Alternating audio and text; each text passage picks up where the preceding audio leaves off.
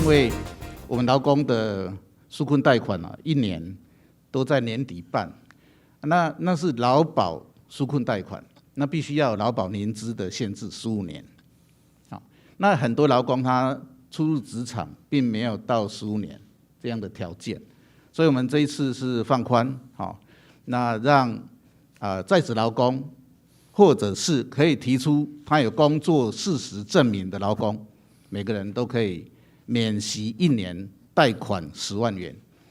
这个对劳工很快可以取得这个短期的这个资金的纾困很有益处。那今天如果政院公政委主持下的纾困办法通过，我们下个礼拜就公布。那我们会开发适用于劳工申办的这个 APP， 这个 APP 会非常的方便你上网去登录，我们就 pass 给信保